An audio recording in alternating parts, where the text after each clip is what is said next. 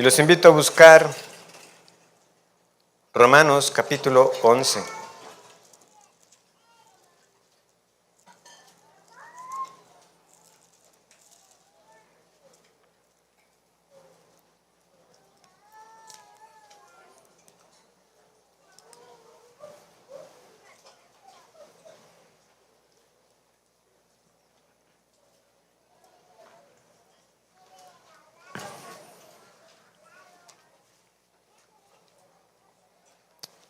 Romanos 11, versículo 1, dice así la palabra del Señor. Digo, pues, ¿ha desechado Dios a su pueblo? En ninguna manera, porque también yo soy israelita de la descendencia de Abraham, de la tribu de Benjamín. ¿No ha desechado Dios a su pueblo, al cual desde antes conoció? ¿O no sabéis qué dice de Elías la Escritura? ¿Cómo invoca a Dios contra Israel, diciendo, Señor, a tus profetas han dado muerte, y tus altares han derribado, y solo yo he quedado, y procuran matarme? Pero, ¿qué le dice la divina respuesta? Me he reservado 7,000 hombres que no han doblado la rodilla delante de Baal. Así también, aún en ese tiempo, ha quedado un remanente escogido por gracia. Nosotros estamos en nuestro estudio por la carta a los Romanos y lo que es para nosotros el capítulo 10 terminaba con estas palabras. Pero acerca de Israel dice, todo el día extendí mis manos a un pueblo rebelde y contradictor. Ahora, conviene recordar que las divisiones por capítulos, eso es para nosotros. Originalmente, ¿qué tenía el pueblo del Señor? Era la carta, ¿verdad?, en un solo documento que era leído de manera continuada, sin estas pausas que nosotros hacemos para obviamente estudiar con más detalle lo que el Señor nos dejó para nosotros. Pero la carta llegaba y se leía a toda la iglesia. Ahora, ¿por qué les menciono esto? Bueno, porque para nosotros, si hacemos como una división entre el capítulo 10 y 11, es como que si nos pudiéramos hacer la pregunta, bueno, ¿y qué va a pasar con Israel? Pero los hermanos que estaban escuchando la lectura de manera consecutiva, ellos sí van viendo el argumento que Pablo está elaborando. Y más bien están anticipando, bueno, ¿cómo va a resolver Pablo esta tensión? ¿Por qué? Porque si la salvación de los gentiles es el cumplimiento de lo que Dios prometió cuando anunció que provocaría a Israel a celos con un pueblo que no era pueblo, entonces, ¿qué va a pasar con los israelitas según la carne? Entonces, es completamente natural que ahora Pablo esté preguntando, ¿ha desechado Dios a su pueblo?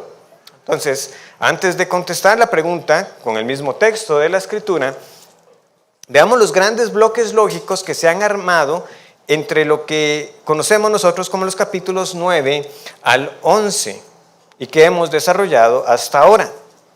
Recordemos que Pablo tiene un profundo dolor por los suyos que no gozan de esta grandiosa, gloriosa y segura salvación que nos proclamó anteriormente. Recuerden cómo finaliza, ¿verdad?, ese capítulo 8. Nada nos separará del amor de Dios que es en Cristo Jesús, Señor nuestro. Pero esa nota gloriosa se ve interrumpida por un Pablo que está angustiado, afligido, atribulado, porque la mayoría de los de su nación han rechazado al Mesías. ¿Por qué tantos judíos no son salvos? Pablo nos dice lo siguiente. Bueno, contestemos esto yendo por las siguientes preguntas o contestando las siguientes objeciones que se pudieran presentar. ¿Por qué tantos judíos no son salvos? Primera, afirmación errónea. Bueno, debe ser que la palabra de Dios ha fallado. No. La palabra de Dios no ha fallado, nos dice Pablo. Lo que sucede es que no todos los que descienden de Abraham son israelitas. Ser hijos de Abraham, ser los verdaderos hijos por la fe es un asunto de aquellos que son hijos según la promesa, no según la carne. ¿Y cómo se es hijo de la promesa? Bueno, se es hijo de la promesa solamente por aquellos que Dios ha querido hacer sus hijos. Porque Jacob y Esaú no habían ni aún nacido cuando ya Dios había dicho, a este amé y al otro aborrecí. Por lo tanto, Dios hace hijos suyos a quien quiere. Él tiene misericordia de quien quiere tener misericordia y endurece a quien quiere endurecer. Y eso es así entre judíos y gentiles. ¿Y por qué? Porque Él simplemente con algunos quiere hacer notorias las riquezas de su gloria y de su gracia. Entonces, siguiente pregunta. Bueno, si no es que la palabra de Dios ha fallado, sino que Dios hace hijos suyos a quien quiere, ¿por qué tantos judíos entonces no lo han alcanzado? Si tuvieron tantos privilegios como los ha enumerado el capítulo 9, los pactos, las promesas, etc. Respuesta, porque ellos buscaron una justicia según las obras de la ley. Y al buscar una justicia por las obras de la ley, se pusieron para sí mismos una misión imposible. Ningún hombre puede alcanzar la justicia por las obras de la ley. Nosotros somos salvos por la fe, invocando al Jesucristo resucitado como Señor. Y como los hombres invocan al Jesucristo resucitado como Señor por medio de la predicación de la palabra. Ese es el medio ordinario que Dios ha designado para que por medio de la predicación del Evangelio venga el oír y el oír por la palabra de Dios. Bien, pero entonces otra pregunta. ¿Qué ha sido en el caso de Israel? ¿Será que no han oído? Respuesta, no es eso. Ellos han oído y no creen. Entonces, han tenido acceso a la palabra, a los profetas, a los pactos. Erraron buscando una justicia por las obras de la ley, pero esto no fue por desconocimiento, sino que escucharon a los profetas. Y han escuchado ahora a estos cristianos proclamando el Evangelio en los días de Pablo y no creen. Entonces no ha sido por falta de oír. Conclusión, es que ya Dios dijo, hasta aquí llegué con el Israel físico. Por eso es que Pablo está preguntando, para desarrollar más su argumento. Es entonces la razón por la cual tantos judíos oyen y no creen, que ya Dios dijo, ya acabé con ellos, ya se cumplió su propósito, ya los provoqué a celos y ahora mi mensaje de salvación es solo para los gentiles. No, por el contrario, como vamos a ver, Dios no ha rechazado por completo al Israel étnico. Y esta respuesta que vamos a estar estudiando por las próximas semanas, en este capítulo 11, que de paso, ¿verdad? Veremos que hay diferentes posturas con este capítulo, ¿verdad? Pero espero presentar lo que sea una interpretación sana y apegada a todo lo que hemos estado desarrollando, para que no lleguemos a una conclusión que no tendría sustento con todo lo que se ha visto hasta ahora. El punto es que la respuesta ofrece esperanza. ¿Por qué? Porque Dios no ha abandonado por completo al Israel étnico. Y eso da ánimo no solamente a los judíos, sino a nosotros también como gentiles. ¿Por qué? Porque el Señor nunca dejará a los suyos. Por el contrario, todos aquellos a los que el Señor se ha propuesto salvar, los salvará. Volvamos entonces a nuestro pasaje para esta tarde. Digo pues, ¿ha desechado Dios a su pueblo? En ninguna manera, porque también yo soy israelita, de la descendencia de Abraham, de la tribu de Benjamín. ¿No ha desechado Dios a su pueblo, al cual desde antes conoció? ¿O no sabéis qué dice de Elías la Escritura? ¿Cómo invoca a Dios contra Israel diciendo, Señor, a tus profetas han dado muerte y tus altares han derribado y solo yo he quedado y procuran matarme? Pero, ¿qué le dice la divina respuesta? Me he reservado 7,000 hombres que no han doblado la rodilla delante de Baal. Así también, aún en este tiempo, ha quedado un remanente escogido por gracia. Tendremos 3 puntos, 2 puntos más extensos y un tercer punto más breve. En primer lugar, vamos a ver que cada creyente es un testimonio de que nuestro Dios sigue salvando. En segundo lugar, cada creyente es uno que Dios ha reservado para sí. Y finalmente, cada creyente en toda época ha sido escogido por gracia. En primer lugar, cada creyente es un testimonio de que nuestro Dios sigue salvando. Digo pues, ¿ha desechado Dios a su pueblo? Esa es la pregunta que Pablo quiere que consideremos. Hay muchos que no creen el anuncio de las buenas nuevas. Y es cierto que como el Israel de antaño, los judíos en los días de Pablo seguían siendo rebeldes y desobedientes.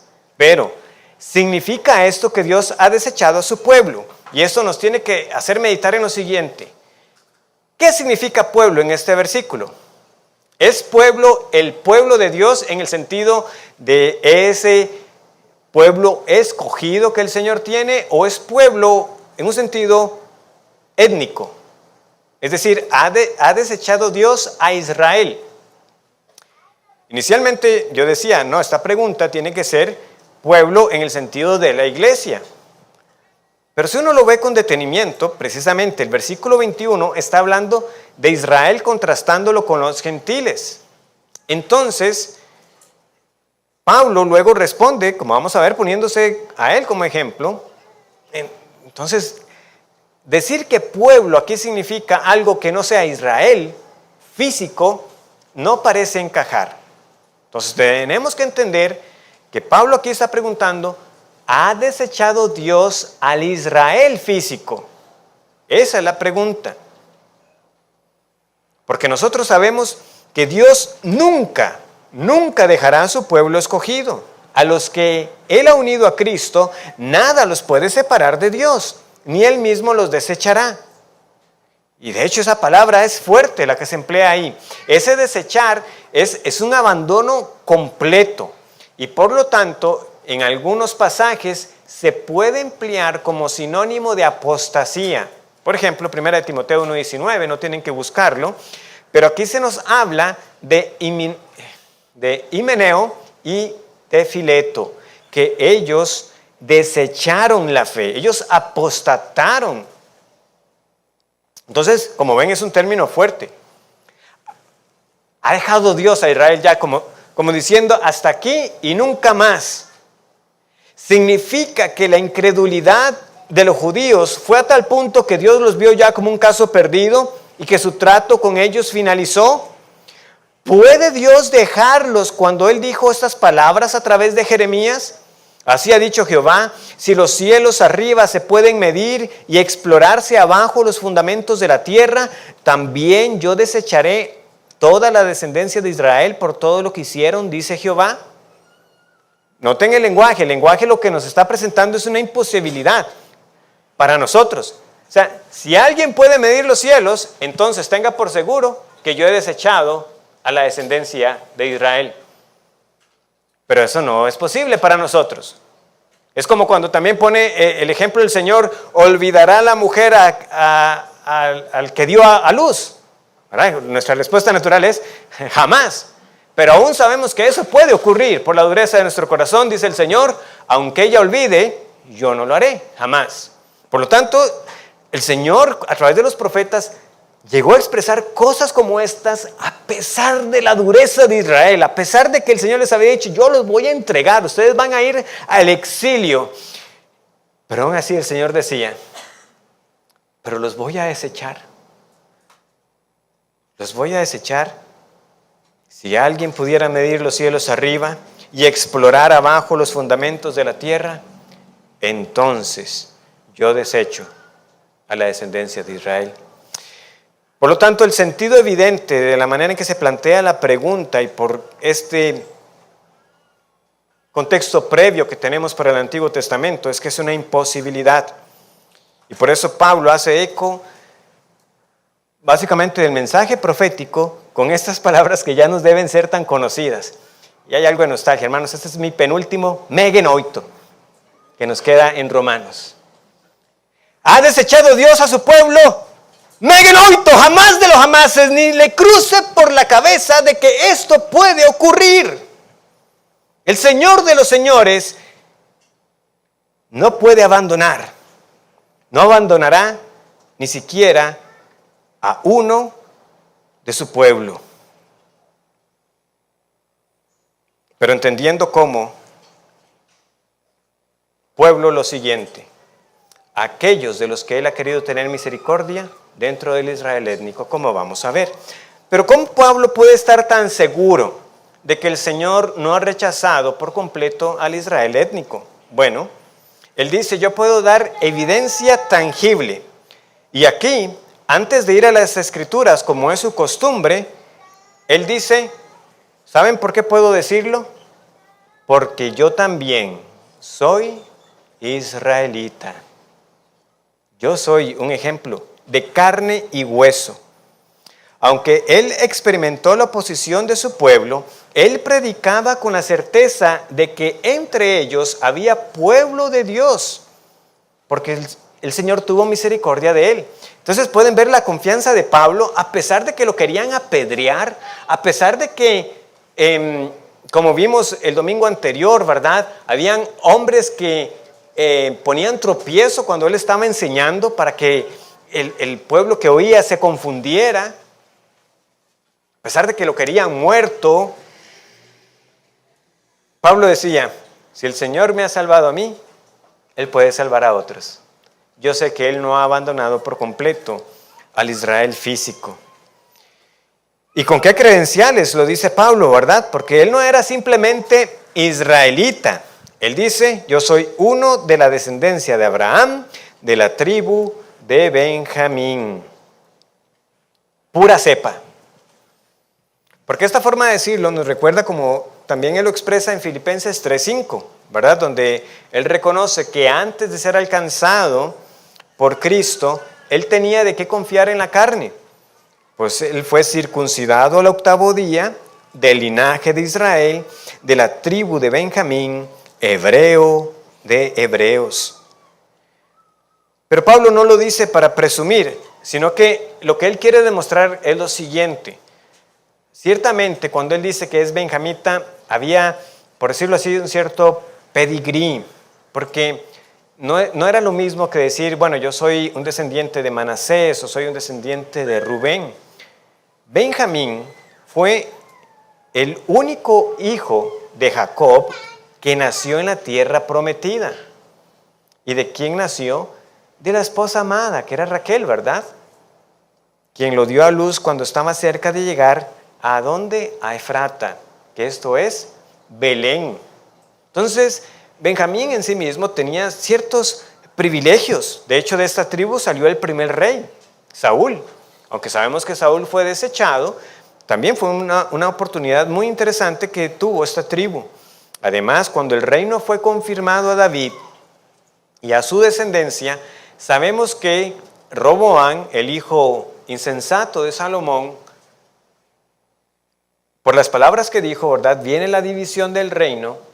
Y aunque nosotros solemos leer de las 10 tribus del norte y de Judá, realmente Judá engloba mayormente a 2 tribus, propiamente Judá. Pero ¿cuál fue la otra tribu que permaneció en el reino del sur? Benjamín.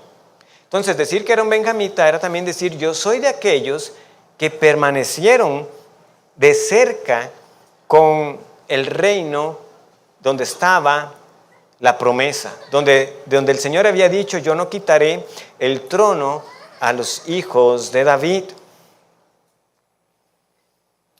Más adelante, ciertas porciones en la Escritura nos dice que el Señor en su misericordia también trajo a algunos cuantos de otras tribus a morar a Jerusalén, pero el punto es este: ser benjamita destacaba entre los demás.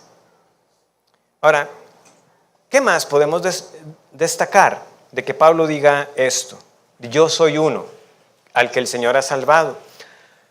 Una distinción común que nosotros hacemos cuando evangelizamos es que aclaramos que compartir nuestro testimonio no es evangelizar, ¿verdad? Una cosa es compartir lo que el Señor hizo por mí y otra cosa es proclamar el evangelio. Contar cómo fuimos salvos no es compartir el evangelio. Las buenas nuevas son la proclamación de Cristo como el Dios encarnado que vino a vivir la vida perfecta para cumplir la justicia por la ley, que era imposible para cada hombre, y ser castigado como el mayor de los pecadores al cargar con los pecados de los redimidos en la cruz, al cargar con la maldad de los suyos y morir en la cruz para expiar sus pecados. Pero no quedó ahí. Cristo no solo murió, Él no quedó en la tumba. Dios le resucitó de los muertos al tercer día. Este Cristo resucitado ascendió y ahora está sentado a la diestra del Padre, y habiendo acabado su obra, ahora intercede por los suyos para siempre, y regresará. Y cuando regrese, toda rodilla se doblará y confesará que Jesús es Señor. Ese es el Evangelio, que Jesucristo es Salvador y Señor, nuestro Redentor, reina. Eso es lo que nosotros anunciamos, con palabras más, con palabras menos, según las circunstancias, pero ese es el mensaje en su sustancia que nosotros proclamamos. Esas son las buenas nuevas, como ya las vimos, que se proclaman en los montes. Pero no quiere decir que nuestro testimonio carezca de valor, que no haya un lugar donde esto sea apropiado. ¿Y por qué puedo afirmarlo con seguridad? Bueno, si hubo alguien que compartió su testimonio de conversión, ese fue Pablo. De hecho, es del cristiano que más sabemos, ¿verdad?, en las escrituras inspiradas, del que más sabemos cómo el Señor trató con él. 2 veces lo cuenta en el libro de los Hechos, lo menciona en Gálatas capítulo 1 de manera amplia, y hay otras referencias también en otras de sus cartas. Él relató su conversión, pero lo hizo con un propósito. Nuevamente, él no solamente andaba contando lo que el Señor hizo por él. Por ejemplo, los invito a buscar unas páginas atrás, Hechos capítulo 26.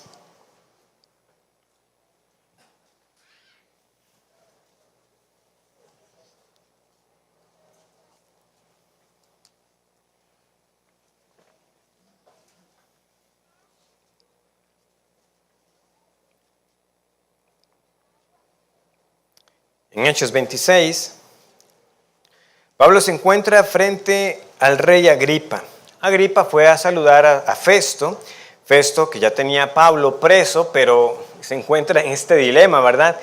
¿Y con qué cargos lo voy a enviar yo al César?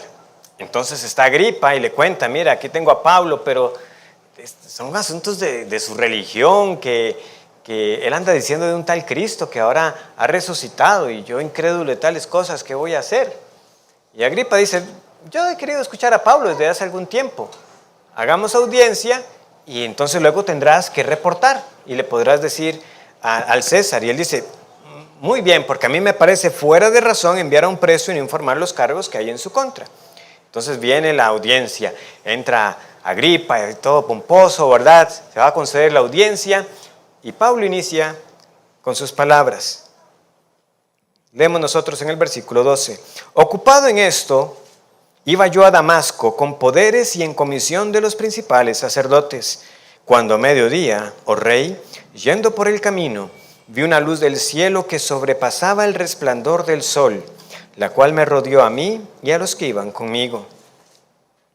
Y habiendo caído todos nosotros en tierra, oí una voz que me hablaba, y decía en lengua hebreo, Saulo, Saulo, ¿por qué me persigues? Dura cosa te es dar coces contra el aguijón. Esto es dar patadas, ¿verdad? La figura es ganado que es terco y está pateando y se está haciendo daño al golpear sus extremidades con esa punta afilada. Yo entonces dije, ¿quién eres, Señor? Y el Señor dijo, yo soy Jesús a quien tú persigues, pero levántate y ponte sobre tus pies, porque para esto he aparecido a ti, para ponerte por ministro y testigo de las cosas que has visto y de aquellas en que me apareceré a ti, librándote de tu pueblo y de los gentiles, a quienes ahora te envío, para que abra sus ojos, para que se conviertan de las tinieblas a la luz y de la potestad de Satanás a Dios, para que reciban por la fe que es en mí, perdón de pecados y herencia entre los santificados. Pablo relata que él fue obediente a esa visión, está predicando. Obviamente vienen los intentos por matarlo, por él estar siendo fiel al Señor. Pero ¿qué dice él? Más, dice el versículo 22, pero habiendo obtenido auxilio de Dios, persevero hasta el día de hoy, dando testimonio a pequeños y a grandes, no diciendo nada fuera de las cosas que los profetas y Moisés dijeron que habían de suceder, que el Cristo había de padecer y ser el primero de la resurrección de los muertos para anunciar luz al pueblo Israel, ¿verdad? Y a los gentiles. ¿Ven cómo Pablo encamina el compartir su testimonio para una vez más enfrentar a esa audiencia? Yo estoy proclamando a Cristo como el único en el cual hay perdón de los pecados. Es un Cristo que murió y resucitó. Pero nuevamente, cuando las personas escuchan de la resurrección, es cuando usualmente ya no pueden escuchar más. Fue como le pasó a Pablo en medio de los atenienses también. Pablo, otro día te escucharemos al respecto. Agripa está escuchando con atención. Escucha que Pablo está proclamando que este es el Mesías, que ha resucitado. ¿Y qué le dice Pablo? Estás loco. Pablo, ya, las muchas letras te han vuelto loco. No estoy loco, le responde Pablo, sino que quisiera yo que ustedes fueran semejantes a mí, excepto estas cadenas. Por poco me persuades a ser cristiano. La respuesta famosa de Agripa. Quisiera Dios que por poco, por mucho, no solamente tú, sino también todos los que hoy me oyen, fueseis hechos tales cual yo soy. Tal era el celo del apóstol por la salvación de los demás. A él no le importaba estar preso, si esto significaba la salvación de muchos otros. Audiencia tras audiencia que se le concedía, Pablo contaba las cosas como habían pasado. Yo era un perseguidor de la iglesia, pero este Señor que se me apareció, ahora me ha hecho un instrumento suyo para proclamarles este evangelio. Y ahora sí, escuchen el evangelio. No se queden solamente con lo que ha pasado en mi vida, ustedes también tienen que escuchar acerca de este Cristo. Ahora, ¿cuándo fue la última vez que compartimos lo que el Señor hizo con nosotros a un incrédulo como una oportunidad de presentar el evangelio? Hermanos, nosotros no tenemos nada que avergonzarnos cuando contamos qué fue nuestra vida pasada. Esa ya está perdonada. Y tampoco necesitamos un testimonio tan impresionante como el de Pablo, porque alguno, ¿verdad?, pudiera pensar, pero sí, es que vea a Pablo, o sea, él va a matar cristianos y se le aparece el Señor, una luz cegadora, qué testimonio. No, ese no es el punto. Ese no es el punto. Lo que nosotros necesitamos es poder decir lo siguiente, y es una afirmación sencilla y muy directa. Yo soy una prueba viva de que Cristo salva. Ahora soy una nueva criatura en Él. Y si me salvó a mí, estoy seguro de que puede salvar a otros. No releguemos nuestro testimonio solamente para cuando solicitamos la membresía o cuando nos estamos dando a conocer a otros hermanos. Hay incrédulos que también deben escuchar lo que el Señor hizo contigo. Ahora bien, más que el testimonio personal como una herramienta en la evangelización, el argumento de Pablo también es el típico argumento que va de menor a mayor. Él empieza por el caso más pequeño. ¿Cómo sé que el Señor no ha desechado a su pueblo? Bueno, Él me ha salvado a mí. Pero alguien pudiera decir, sí, Pablo, pero tú eres uno. Uno. ¿De qué tamaño es Israel? Bueno, yo les puedo dar otro caso muy conocido, porque ven cómo Él lo plantea. En el versículo 2, ¿no ha desechado Dios a su pueblo, al cual desde antes conoció? ¿O no sabéis? Esta es también una pregunta paulina, ¿verdad? Muy característica. ¿O no sabéis? Es una forma de decirlo. Yo sé que ustedes saben. Yo sé que ustedes conocen a Elías, porque Elías no fue cualquier profeta. Fue también un profeta muy destacado. Vean, el Señor ha salvado a más que uno. Porque yo sé que ustedes conocen este caso de Elías. Continuamos leyendo. Versículo 2. ¿O no sabéis qué dice de Elías la Escritura? ¿Cómo invoca a Dios contra él diciendo: Señor, a tus profetas han dado muerte y tus altares han derribado, y solo yo he quedado y procuran matarme? Pero, ¿qué le dice la divina respuesta? Me he reservado 7,000 hombres que no han doblado la rodilla delante de Baal. Así también, aún en este tiempo, ha quedado un remanente escogido por gracia.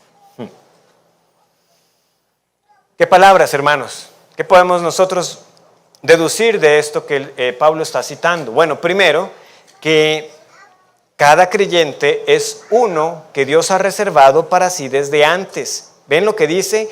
No ha desechado Dios a su pueblo, al cual desde antes conoció. Y esa frase también ya nos tiene que sonar conocida. ¿Cuándo la utilizó Pablo en Romanos? Romanos 8:29. Pero los que antes conoció, también los predestinó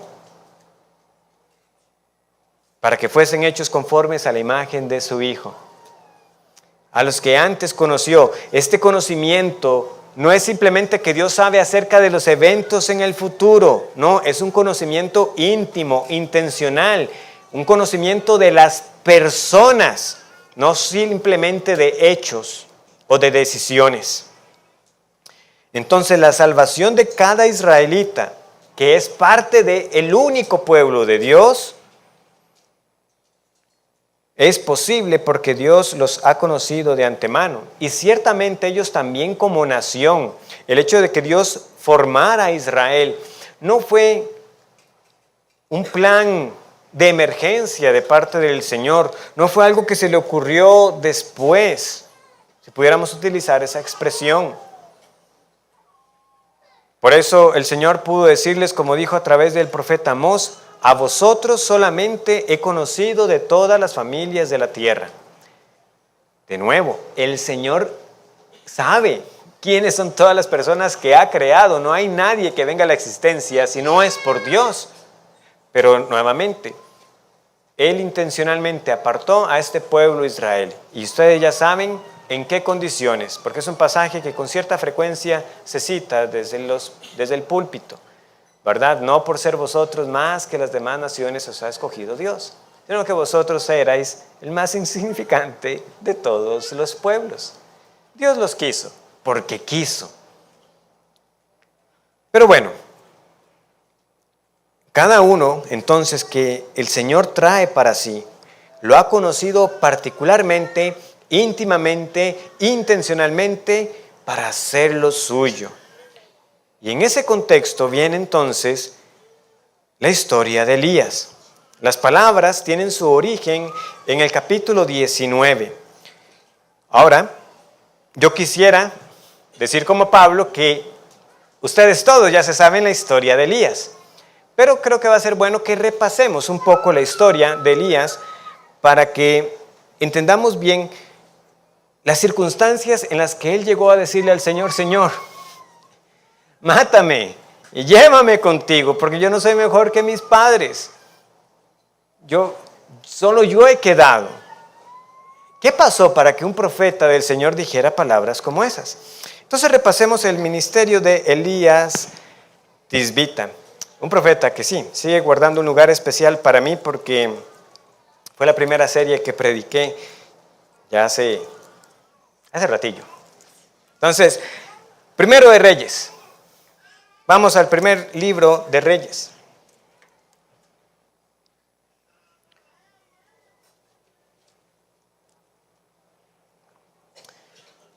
A Elías le tocó ministrar durante el reinado de Acab principalmente, y vaya qué clase de rey fue Acab, porque nos dice primero de Reyes 21, 25 y 26, que a la verdad ninguno fue como Acab, que se vendió para hacer lo malo ante los ojos de Jehová, porque Jezabel su mujer lo incitaba.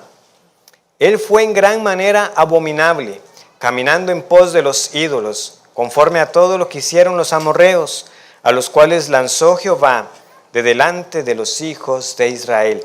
A la verdad, ninguno fue como Acab. Cuando uno sabe que el reino del norte fue el reino que pronto se apartó de los caminos del Señor, que Jeroboam lo que hizo fue más bien levantar ídolos para que los del norte no se fueran al sur a ofrecer los holocaustos y para las fiestas santas, él dice, voy a resolver el problema de la siguiente manera: becerros de oro y vamos a tener nuestras propias fiestas. Y puso sus propias fiestas, inventó sus días y sus semanas. No tienen por qué ir allá. Así empezó el reino del norte. Entonces, para que se diga que Acab fue como ninguno, es porque fue un rey bastante malo, bastante perverso. Pero a Elías eso poco le importó. Él se pudo presentar delante de Acab y decirle lo siguiente en 1 Reyes 17:1: vive Jehová, Dios de Israel, en cuya presencia estoy, que no habrá lluvia ni rocío en estos años, sino por mi palabra. Eso es un hombre del Señor. Le habla de frente a ese rey perverso porque él sabe a quién le teme y a quién le sirve: a Jehová de los ejércitos. Y en efecto fue así. No llovió por 3 años y 6 meses. Al inicio, el profeta es sostenido, ¿verdad?, por alimento que le llevan unos cuervos, y después el Señor también providencialmente puso a una viuda de Sarepta para sustentar la vida del profeta. Como dijo el Señor, muchas viudas hubo en Israel, pero a ninguna de ellas fue enviado, sino donde esta pobre mujer y su hijo. El Señor obviamente también tenía su intención redentora con la viuda de Sarepta. Eventualmente se cumplen estos 3 años y resto, y llega el momento para que el profeta se enfrente a Acab. La historia inicia en el capítulo 18. Aquí Acab, el rey, sale con Abdías, su mayordomo, y lo que están es desesperados tratando de encontrar algo de hierba para darle a los animales para no quedarse sin bestias. Entonces se separan. Acab va por un lado, Abdías va por el otro. En lo que Abdías sale en su misión, resulta que aparece el profeta Elías. ¿Y qué pasa? ¿Abdías se alegra? No, más bien ve esto como juicio. ¿Qué hice yo para merecerme esto, verdad? Que le sale Elías, no porque él no reconociera a Elías como un profeta del Señor, sino que él temía que, viendo a Elías, lo reporta a su señor Acab, y luego Elías así mismo vuelve a desaparecer. Vean lo que él dice en el versículo 8. Y él respondió. No, perdón. ¿No estoy leyendo? Sí, primero de Reyes 18. Entonces leemos lo siguiente, versículo 7. Y yendo Abdías por el camino, se encontró con Elías, y cuando lo reconoció, se postró sobre su rostro y dijo: ¿no eres tú, mi señor Elías? Y él dijo: yo soy. Ve y di a tu amo, aquí está Elías. Pero él dijo en el versículo 9: ¿en qué he pecado para que entregues a tu siervo en mano de Acab para que me mate? Dicho esto, Abdías presenta además un motivo para que Elías tenga misericordia de él. Y le dice: profeta del Señor, ¿acaso usted no sabe lo que yo he hecho? Que Jezabel estaba matando a los profetas y yo lo tomé a estos profetas de 50 en 50 y los he sostenido con pan y agua. ¿Acaso no sabe esto? Y Elías, para consolar a este atribulado mayordomo, le dice: tranquilo, yo me voy a presentar al rey. Ve y dile que Elías le busca. Acab, siendo el rey perverso que es, tiene la desfachatez de que cuando finalmente tiene a Elías de frente, le dice lo siguiente, ¿verdad? En el versículo 17. Cuando Acab vio a Elías, le dijo: ¿eres tú el que turbas a Israel? Y él respondió: yo no he turbado a Israel, sino tú y la casa de tu padre, dejando los mandamientos de Jehová y siguiendo a los Baales. Envía pues ahora y congrégame a todo Israel en el monte Carmelo, y los 450 profetas de Baal y los 400 profetas de Acera que comen a la mesa de Jezabel. Él hace esta solicitud porque el capítulo nos va a presentar un enfrentamiento magistral entre el Dios verdadero y este Dios falso de Baal. Y en efecto sucede como Elías lo pidió, con excepción de que no sabemos por qué los profetas de Acera no se presentan. Sospechamos de que ellos, al comer de la mesa de Jezabel, o Jezabel no les permitió ir, o sencillamente ellos dijeron: aquí algo no anda bien, ¿verdad? Porque el resto del relato es solamente con los profetas de Baal. El punto es que tenemos a Elías como el representante del Señor, a los 450 profetas falsos de Baal y al resto del pueblo en el monte Carmelo. Y vean lo que Elías les dice, versículo 21. ¿Hasta cuándo claudicaréis vosotros entre dos pensamientos? Si Jehová es Dios, seguidle, y si Baal, id en pos de él. Y luego tenemos uno de los momentos más tristes en la Escritura. Y el pueblo no respondió palabra. ¿Qué prueba necesitaba Israel para saber de que Jehová era el Dios verdadero? Ellos ya sabían todo lo que el Señor había hecho cuando lo sacó con mano poderosa de Egipto. ¿Qué otro milagro tenían que pedir? No, Elías, no es necesario. Hemos pecado. Jehová es el Señor, ¿no? No es como...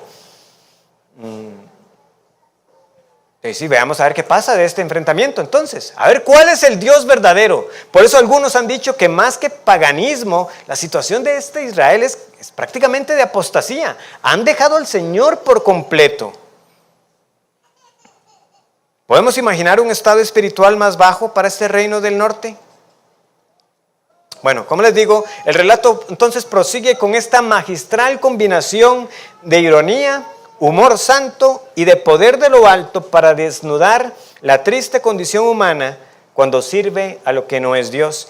Y la prueba era muy sencilla. Había que ofrecer 2 holocaustos. Se les da un buey a los profetas de Baal y otro a Elías. Y muy sencillo. Ustedes claman a su Dios y luego yo clamo a mi Dios. Y el Dios que responda por fuego, ese será Dios. Él les da el turno, ¿verdad? Él les da les cede el lugar primero a los profetas de Baal para que ellos inicien.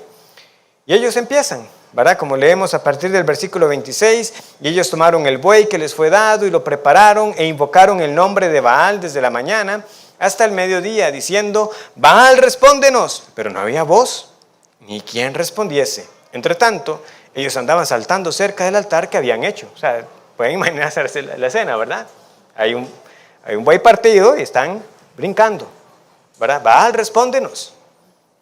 Y aconteció al mediodía que Elías se burlaba de ellos, diciendo, gritad en alta voz, porque Dios es. Quizá está meditando. Y aquí, si usted tiene alguna otra versión, aparece otra frase. Quizás anda haciendo su necesidad. O tiene algún trabajo, o va de camino. Tal vez duerme y hay que despertarle. Y ellos clamaban a grandes voces. Y vean la tristeza hasta donde llega, ¿verdad? Esta ceguera, y se sajaban con cuchillos y con lancetas conforme a su costumbre hasta chorrear la sangre sobre ellos. Pasó el mediodía y ellos siguieron gritando frenéticamente hasta la hora de ofrecerse el sacrificio, pero no hubo ninguna voz ni quien respondiese ni escuchase. Baal es conocido como el dios de la tormenta. De hecho, al estar en un monte se suponía que Baal tenía todas las condiciones a favor. En lenguaje popular diríamos, él estaba jugando de local, pero ya vemos lo que pasó. Llega el turno de Elías, tomó las piedras. ¿Cuántas piedras tomó Elías? 12 piedras. Esto es muy significativo. El reino está dividido, pero él sigue viendo al pueblo del Señor como lo que tiene que ser, uno solo. 12. Uno por cada tribu. No solo prepara el altar, sino que él manda que sea regado al punto que el agua está corriendo. Hay una zanja que se había hecho y la zanja se ha llenado. Y sabemos lo que pasó, ¿verdad? Versículo 36, cuando llegó la hora de ofrecerse el holocausto, se acercó el profeta Elías y dijo, Jehová, Dios de Abraham, de Isaac y de Israel, sea hoy manifiesto que tú eres Dios en Israel y que yo soy tu siervo y que por mandato tuyo he hecho todas estas cosas. Respóndeme, Jehová, respóndeme para que conozca este pueblo que tú, oh Jehová, eres el Dios y que tú vuelves a ti el corazón de ellos. Entonces cayó fuego de Jehová y consumió el holocausto, la leña, las piedras y el polvo, y aún lamió el agua que estaba en la zanja. Viéndolo todo el pueblo, se postraron y dijeron: Jehová es el Dios, Jehová es el Dios. Entonces Elías les dijo: prended a los profetas de Baal para que no escape ninguno. Y ellos los prendieron y los llevó Elías al arroyo de Cisón, y allí los degolló. Nuevamente, qué hombre del Señor, convencido de la misión que tenía. Su mano no dudó en tomar la vida de estos hombres. Por si fuera poco, el profeta después de aquí, el Señor le dice: ve donde Acab, voy a traer la lluvia. Y él va donde Acab y le dice: va a llover. Vaya, porque le va a alcanzar. Váyase ya, porque le va a empapar. Y una gran lluvia cayó. Y el capítulo cierra diciéndonos esto en el versículo 46: y la mano de Jehová estuvo sobre Elías, el cual ciñó sus lomos y corrió delante de Acab hasta llegar a Jezreel. ¿Por qué he tomado el tiempo, hermanos, para repasar todos estos elementos de la vida y del ministerio de Elías? Porque luego viene Jezabel y dice: así me hagan los dioses y aún me añadan que si a esta hora yo no he puesto a Elías como uno de ellos. Hermanos, Elías acaba de tener la demostración de que no hay Dios sino solamente Jehová. ¿Qué van a hacer los dioses por los que pueda jurar Jezabel? Nada. Él ha visto que la lluvia se ha detenido y que la lluvia ha vuelto porque él ha orado al Dios verdadero. Y aún así sale huyendo y se echa debajo de un enebro deseando morirse.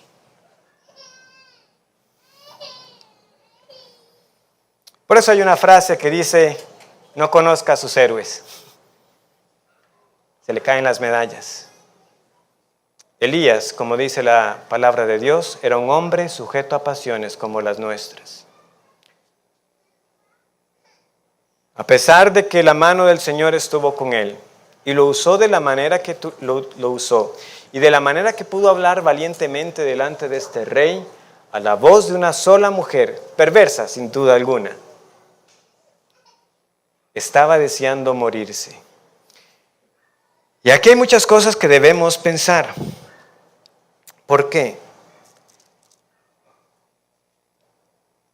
Porque cuando él dice en el versículo 10, cuando el Señor le pregunta, ¿verdad? ¿Qué haces aquí, Elías? Y él dice: he sentido un vivo celo por Jehová, Dios de los ejércitos, porque los hijos de Israel han dejado tu pacto, han derribado tus altares y han matado a espada a tus profetas, y solo yo he quedado, y me buscan para quitarme la vida. Hermanos, yo no dejo de sorprenderme y decir: ¿qué fue lo que Elías vio ese día en el monte Carmelo? Porque él vio a ese pueblo decir: Jehová es el Dios. Lo vimos. O sea, ellos vieron la respuesta. Y todo el pueblo está diciendo: Jehová es el Dios. Y toman a los profetas falsos.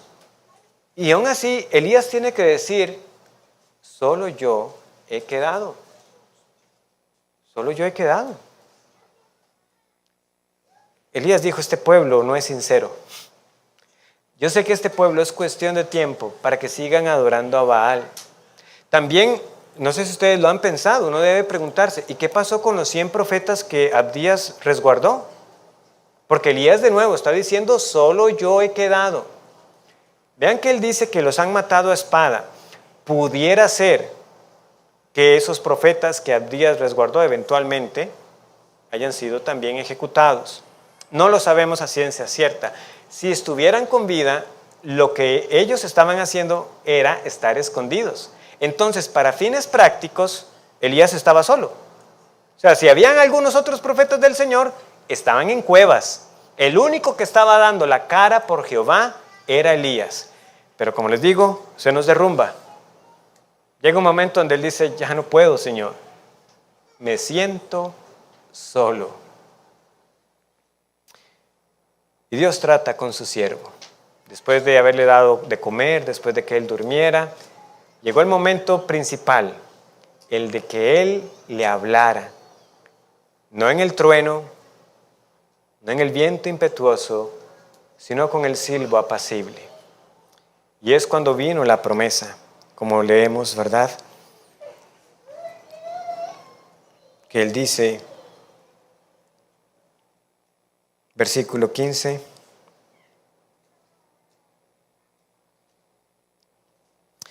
y le dijo Jehová, ve, vuélvete por tu camino, por el desierto a Damasco, y llegarás y ungirás a Hazael por rey de Siria, a Jehú, hijo de Nimsi, ungirás por rey sobre Israel, y a Eliseo, hijo de Safat, de Abel Meola, ungirás para que sea profeta en tu lugar. Y el que escapare de la espada de Hazael, Jehú lo matará, y el que escapare de la espada de Jehú, Eliseo lo matará. Y yo haré que queden en Israel 7,000, cuyas rodillas no se doblaron ante Baal, y cuyas bocas no lo besaron. Yo haré. El Señor puede hablar con tal autoridad. Es más, si ustedes notan y comparan la cita del versículo 18 con la cita en Romanos 11, van a ver que hay un cambio en el tiempo verbal. ¿Cómo lo cita Pablo? Me he reservado. Y aquí, ¿cómo lo leemos? En futuro. Yo haré que queden. Esto no se explica por la Septuaginta. De hecho, la Septuaginta en su lectura más bien sigue empleando el tiempo futuro y más bien el Señor le está indicando a Elías, yo te voy a usar como instrumento para que esto ocurra. Entonces, esta manera de citar de Pablo por inspiración nos da otro caso como cuando él en Romanos 8 habló de nuestra glorificación. ¿En qué tiempo? Pasado. Es que es un hecho. Si el Señor dice, yo lo voy a hacer, igualmente podemos decir, ya lo hizo. Es que nada va a impedir, nada va a cambiar. Eso va a ocurrir porque lo dijo el Señor. Yo me he reservado a 7,000. Y así como antes, Pablo, ¿verdad? Como les dije, pudo hablar de esto en tiempo pasado. Aquí nosotros tenemos esta bella promesa. Lo que Dios le dijo a Elías era garantizado. Ahora, este número 7,000 es interesante. Recordemos que 7 y 1,000, o sea, por aparte cada uno, también tienen su uso simbólico. 7 usualmente algo que está completo y 1,000 que ya era un número que en aquel entonces se veía como un número grande. Entonces tenemos dos alternativas que no necesariamente se excluyen entre sí, es decir, pudieran perfectamente las dos coexistir. La primera es la siguiente. Aquí tenemos más que 7,000 personas que están siendo salvadas. ¿Por qué? Porque recordemos que es habitual en la Escritura que cuando se habla de los hombres, eso sea sin contar a las mujeres y a sus hijos. Como cuando la alimentación de los 5,000, se nos dijo, fueron 5,000 hombres sin contar a los niños y a las mujeres. Entonces es posible que aquí este número lo que está dando a entender es a 7,000 hombres y a las familias de estos hombres. Por lo tanto, pudiéramos tener un número que fácilmente supera las 20,000 personas. Lo otro es, como les digo, que el número, más que limitarse a una cifra literal de 7,000, nos está indicando, es un número completo, un número grande, el que el Señor está salvando. Sin embargo, y habiendo aclarado eso, hay algo que no tenemos que olvidar. Ese número sigue siendo una fracción en comparación a todo Israel. Sigue siendo un remanente. Esta idea no se ha perdido. Recuerden que ya Pablo también citó en Romanos capítulo 9 a Isaías en el versículo 27 cuando dice, también Isaías clama tocante a Israel, si fuera el número de los hijos de Israel como la arena del mar, tan solo el remanente será salvo. De hecho, Isaías tuvo un hijo llamado Sear-Jasub. ¿Y qué significa Sear-Jasub? El remanente volverá. Y esa expresión aparece constantemente en la Escritura, un remanente, un resto, un poquito de sobre la totalidad. El punto es que aunque comparativamente ese número se vea más pequeño que el todo, sigue siendo más que uno. Ese es el punto. Elías decía, solo yo he quedado, pero el Señor le dice, no, Elías, hay mucho más. Me he reservado 7,000, como ya les dije, pueden ser más de 20,000 o puede ser un número que representa algo mucho mayor. No estás solo. De la misma manera Pablo puede decir, yo sé que el Señor me ha salvado a mí, que soy uno, pero sé que son más que uno. Yo sé que el Señor ha salvado muchos más israelitas en mi tiempo. Yo sé que el Señor sigue teniendo pueblo. Y esto nos lleva entonces a nuestro punto final, que debería caer por su propio peso. Romanos 11:5. Así también, aún en este tiempo, ha quedado un remanente escogido por gracia. Como aquellos días, Elías y Pablo son uno de muchos más. Un remanente, sí, pero un remanente escogido por gracia. Siempre es por gracia y seguiremos estudiando eso más adelante. Porque Pablo lo tenía muy claro. ¿Por qué el Señor me salvó? Pablo podía decir, todo aquello que yo tenía por ganancia, no es.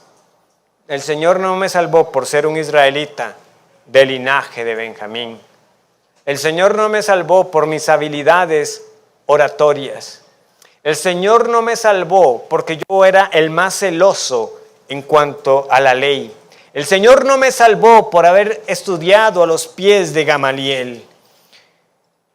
El Señor me salvó por el puro afecto de su voluntad, como Él pudo decirle a los Gálatas, pero cuando agradó a Dios, que me apartó desde el vientre de mi madre y me llamó por su gracia.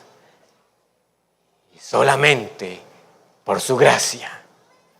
Y así fue con los que reservó el Señor en los días de Elías. Ya vimos el estado de Israel.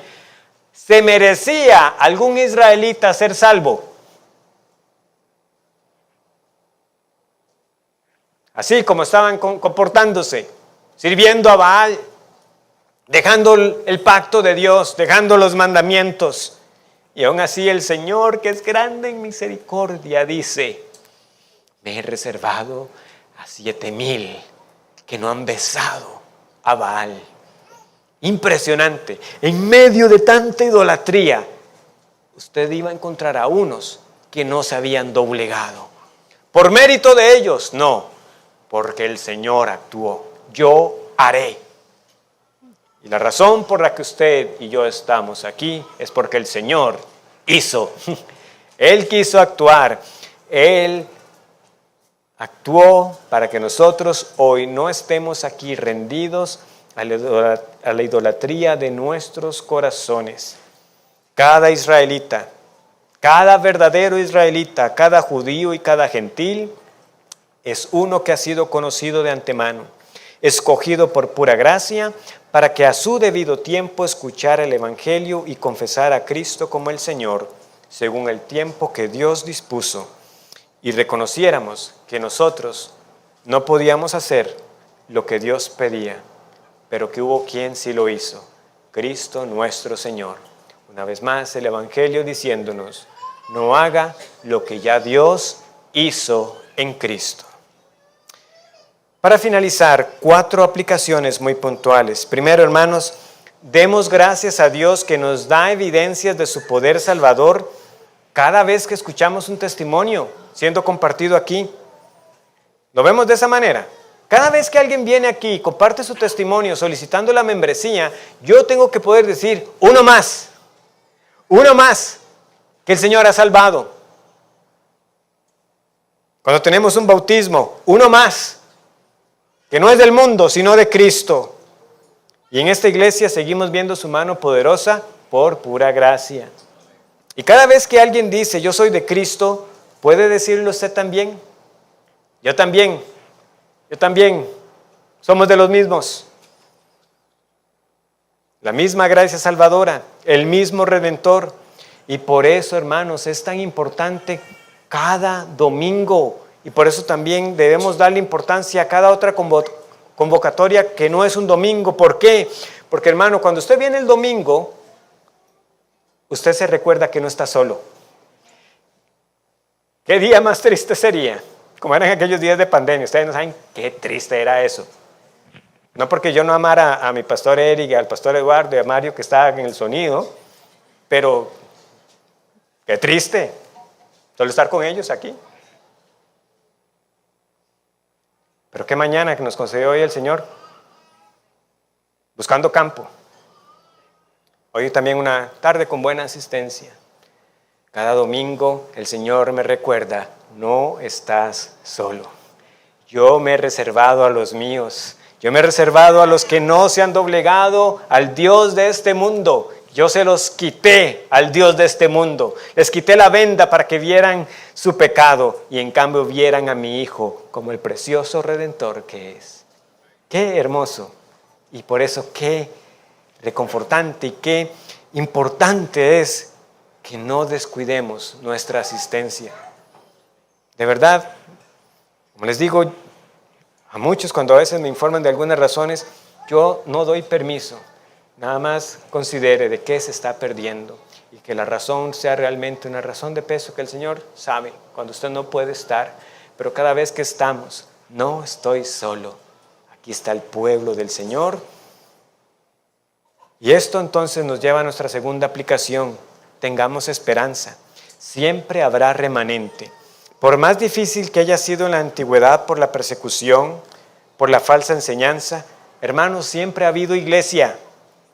Ayer en la primera ponencia, ¿verdad? Se nos recordaba, porque tristemente esto ha sido una mala enseñanza en algunas iglesias bautistas que quieren engañar a las personas diciéndoles de que pueden trazar iglesia bautista tras iglesia bautista y prácticamente llegar a los días de Jesús. Eso no se puede demostrar históricamente, eso no es así. No, como denominación, como iglesia bautista reformada podemos trazar nuestros orígenes, pero más importante que eso es que lo que nosotros hoy creemos y confesamos no somos los primeros. Nosotros estamos haciendo eco de lo que la iglesia del Señor ha creído por los siglos. Por eso confesamos esa fe histórica.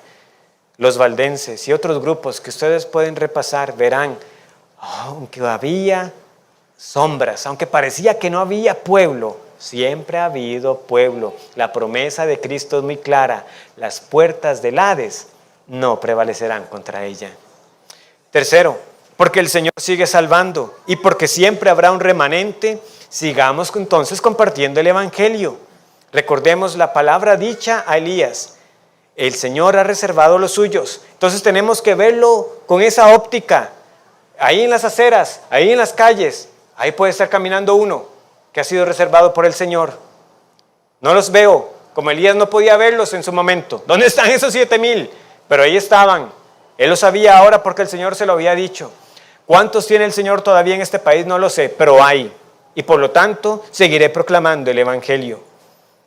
Debemos seguir usando los medios para que sean alcanzados. Como les decía, es interesante que la Septuaginta da a entender que el Señor le dice a Elías, yo te voy a usar como instrumento para alcanzar a esos 7,000.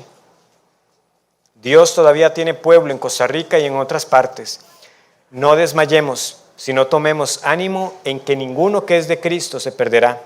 Como escribió un autor, y que dijo lo siguiente, Él tiene a sus escogidos caminando por tus calles, por tanto, habla frecuentemente de Cristo y ve cómo el Todopoderoso los añade a tu iglesia. Sé diligente, fervoroso, celoso, clama a Dios para que te cargue de una pasión por las almas y anhela con fervor la unción que viene de lo alto, para que tu testimonio sea semejante al del Nuevo Testamento. Pero nunca te deprimas, o lo que es peor, te avergüences, porque son pocos los que creen. Somos un grupo de personas muy raro y especial. Somos los llamados de Dios. Somos joyas y por tanto preciosos. En el contexto que el autor está diciendo esto,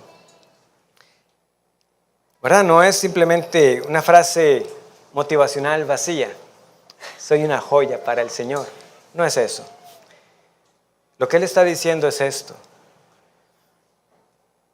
Al decir que no nos desanimemos porque son pocos los que creen, hermanos, muy en el fondo, ser del remanente es porque Dios te quiso amar.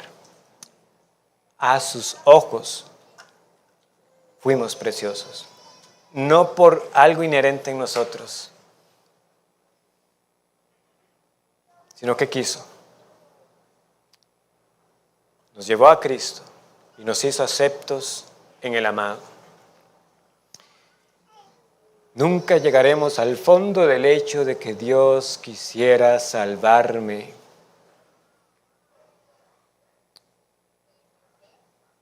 También recordaba estas palabras, porque obviamente ya lo tenía como parte de las notas del sermón. Bueno, que la lista al final, como vieron, fue una lista buena, unas 30 personas, las que hoy escucharon. Pero como comentábamos, los que estábamos haciendo la ruta por el lado de la milpa, era como, hoy está como particularmente duro, ¿verdad? Como que muchas personas, no, otro día, no quiero hablar, ya viene el bus, tengo cosas importantes que hablar aquí con la persona, mientras tomaba y fumaba, y yo, bueno, entiendo, debe ser algo importante. No nos desanimemos, en el fondo son pocos, pero nuevamente ni uno de ellos se perderá. Y cuarto, con humildad, alabemos a Dios. Con humildad, sí, hermanos, porque así como es de gran ánimo el venir aquí y saber que no estamos solos, también tenemos que recordar, no somos la única iglesia. No somos la única iglesia de Cristo y gracias a Dios por eso. El Señor usa y salva a través de otras congregaciones y que esto sea así nos debe guardar de jactancia. Más bien nos tiene que llenar de mayor gratitud y adoración, porque Dios sigue teniendo misericordia de esta nación. Y es nuestra oración que usted que está esta tarde sin Cristo, hoy también conozca la misericordia de Dios. Él sigue salvando. Muchos aquí se lo pueden decir. Yo también. Oremos. Gracias, nuestro buen Señor, por tu misericordia. Gracias por recordarnos a través de tu palabra que lo que tú te propones lo llevas a cabo. Ninguno de los que tú te has propuesto salvar se perderá. Y eso tiene que ser un impulso para nuestra vida.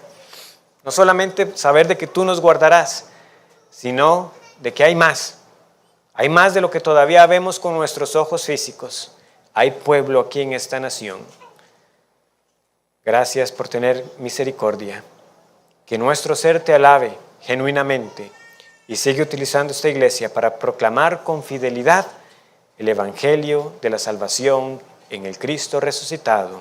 Amén.